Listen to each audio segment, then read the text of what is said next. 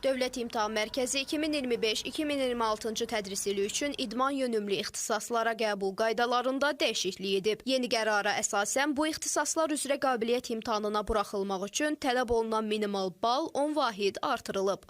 Burada müsabiqəyə buraxılmaq üçün məşqçilik ixtisası üzrə burada da bir neçə sahə var. Minimal olaraq 70 bal toplamaq tələb olunur. Fiziki tərbiyə çalışa qədər ki, hazırlıq müəllimliyi burada 80 baldır. Bunlar 61 və 63-cü komissiyaların ixtisaslarıdır. 62-ci komissiyaya aid olan ixtisaslar da 3 ixtisas daxildir. Adaptiv bədən tərbiyəsidir, ümumi fiziki hazırlıqdır və kütləvi sağlamlaşdırıcı idmandır. Burada deməli 80 bal müəyyən olunubdur. 61-ci komissiya üzrə məşqçilikdə 60 bal, digərlərində isə minimal müsabiqə şərti 80 baldır. Bu o deməkdir ki, siz həmin o minimal balı toplasaz, onda siz qabiliyyət imtahanlarına buraxılacaqsınız.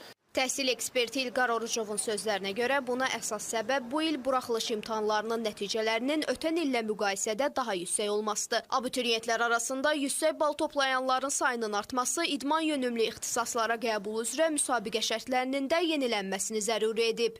Yəni bu il ümumilikdə buraxılış imtahanlarının nəticələrində minimum ballar kifayət qədər artıbdır və tutaq ki, keçən illə bu ili müqayisə etsək, görürük ki, tutaq ki, 150 baldan yuxarı bal toplayan abituriyentlərin sayı keçən illə müqayisədə kifayət qədər artıb. Bu, yəni, böyük bir göstəricidir. Məsələ ondan ibarətdir ki, imtahan verən hər bir şəxs təbii ki,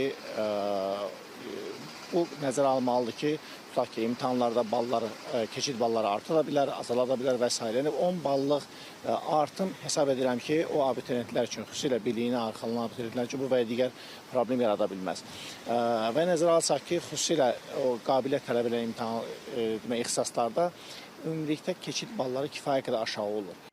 Qabiliyyət imtahanı tətbiq olunan ixtisaslardan biri də jurnalistikadır. Lakin media eksperti Qulu Məhərrəmlinin fikrincə bu sahədə belə bir imtahana ehtiyac yoxdur. Onun sözlərinə görə inşa yazmaq və hadisəni təsvir etmək jurnalistikanın əsas göstəricisi deyil. Əslində bu peşə faktlarla işləmək, araşdırma aparmaq, məntiqi əlaqələr qurmaq və mövzunun dərinliyinə varmaq bacarığını tələb edir. Qabiliyyət imtahanı isə bu keyfiyyətləri ölçmür və nəticədə qəbul olunan tələbələrin bir çoxu universitetdə peşəyə uyğunlaşmaqda çətinlik çəkirlər. Jurnalistika sosial məsələdir. Jurnalistika cəmiyyət haqqında informasiyalar verilməsidir. Ona görə indi bizim bəzi həmkarlarımız da belə çox təkidlə, çox qızğınlıqla bunu müdafiə edirlər və mən də onları da başa düşməyə çalışıram. Amma jurnalistika fakültəsində dərs deyən tələbələrlə